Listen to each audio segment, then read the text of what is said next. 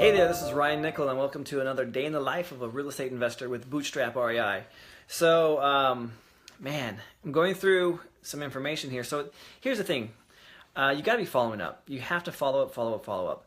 I have I'm actually going to see a house today at 1 o'clock.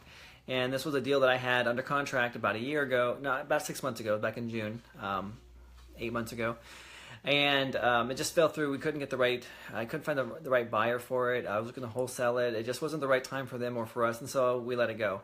And I followed up with her about a week ago, and then we had a flood evacuation, and nothing became of that. So I actually followed up with her again on Saturday, and just basically said, hey, did you sell your house, blah, blah, blah, what's going on? And she contacted me. She's like, actually, you know what? We were going to meet with an appraiser and a real estate agent, but then with the evacuation and everything, we haven't been able to do that. I'm going to meet with him this week, but what do you got going on? And I said, well, I'm actually still interested in that property. I think I might have another buyer for it. And she knows I'm wholesaling it. She completely understands that, what I'm doing. And I said, would you be interested in having me come out there and take a look at it and see if we might be able to do this before you meet with a real estate agent, just, save you the headache of having them come and show the house and all that stuff. And she said, you know what, come on out. So we're going out there today at 1 o'clock. So that's why you follow up. And so what I decided to do was I have a lot of deals. Let me show you this. No, I don't want to show you that. I want to show you this. This is not what I want to show you either. Okay, yeah, this is the way you don't do this live. These are all so the red's dead deals, yellow are like maybes, possibilities. Yellows are, I've spoken to them, or there's something going on there. But you can see I got deals. These are all leads that I've cultivated and have created myself over the last 18 months of being here. So whether driving for dollars or whatever. But what I wanted to show you was this. Check this out. So I'm like, yeah, I'm going to go ahead and I'm going to do this. I'm going to focus on my deals. Let me see if I can focus on here. So here's some of my dead deals. So I was like, okay, California, let's go ahead and go into Sacramento and Tomas area. Oh, you know what? Yeah, I remember this house. This was a house that I had under contract. And then the last minute, the guy canceled my contract and decided to rent it to somebody else. So I was like, that sucks. And that was about a year ago. It was actually almost exactly 1 year ago. So I just looked up that property and check it out. Sold. It sold last month on the 6th. And I'm like, what? How come I wasn't following up with this guy? And so I'm like, oh, you know what? Well, maybe he sold it to the renter that was there. Maybe that's what happened. And so I go down to it and I looked, and here's my Zillow, of course. Nope, he didn't sell it to the renter. There was an agent involved on this home. So agent provided list. So anyway, I looked here. I'm like, crap. Didn't follow up with that one, and I was like, you know what? That's my fault. Looking into everything that I have on this, yeah, I should totally have followed up with this guy. I mean, I remember my conversation with him. I have that in my notes here. I haven't actually looked at this yet. So this is why we do this live. Let's look here. See what we got. 100 Candela. Dang it. He's not on this particular one.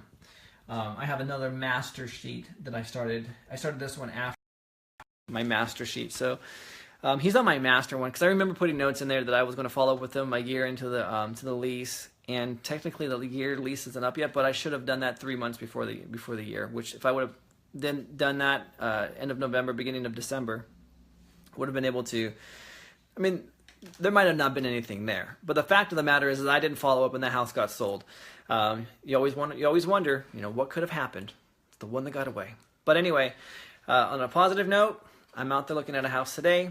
We are, and the guy that I'm going to go see this house with, he has a 1031. He has to identify by the end of this week, by Friday, he has to identify another one of his properties. So he's pretty anxious. He has some cash. He's not stupid. He's not going to overpay for a property. But if we can make this work and we can negotiate this today, I'm pretty confident that we'll be able to work something out that'll work, be a win-win for her. We had it under, if I remember right, I was looking for my contract on this as well. We had it for a pretty decent price. Just the buyer that was looking at buying it wanted me to get it for even lower because they're high end builders and contractors, and they wanted to do a lot of high-end stuff with this property, and there just wasn't enough margin. Two things we got going for us.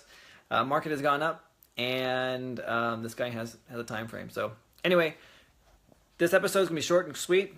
Do follow up. Follow up. You never know what's going to happen. Like I said, I showed you right now an example of one that I'm going to go see today because I followed up with her, and then showed you an example of one that I just found out right now, which is what prompted this episode, is that I realized I didn't follow up with this particular seller, and he was out of state too. He was desperate. When I met him last year, he had flown from Texas to show this house, and if I were to do things differently, I learned a valuable lesson that day. When I was with him, he was flying back the following day and did not want to go back, or did not want to go back home to Texas and not have this home rented. And it was already a sweet deal as it was. Market rents for the property were about $1,600. He was willing to rent it to me for $1,400 and let me sublet it. And I said, no, I don't want to sublet. I don't want to commit myself to that. So let me market it out. Let me market it first, and then if I can get someone to commit to me, then I'll sublet it out. And he goes, okay, fine. It's worst case scenario, that's fine. But I'm going to show it to somebody else this afternoon because they already had scheduled something. And that other person came out, and because he was desperate and he wanted to go back home and he didn't want to rent it out, he rented it to her for $13. It was a chick. It was a girl. No, she's a chick. I use that word. So some chick came in and stole this property from me for $13.50 a month. And the valuable lesson that I learned from that particular experience was if a guy was willing to do that, to just tie it up. Because what I did was I immediately put it on Craigslist because I had a contract. I immediately had multiple phone calls. Multiple phone calls. It was a great home in a great area. It's a brand new subdivision, and it was under market rent, and I could have easily turned that thing. I had people that wanted to give me, $2,000 down, $5,000 down. I had one guy that was willing to give me $15,000 down for a lease option in that particular subdivision. Like I said, these were pretty high-end homes. Should have done that. So anyway, can't look at the past and look at the future. But what I learned from that experience was to, if it was a great deal, just tie it up. Just tie it up. If I would have put the money down, I would have been scot-free on that property.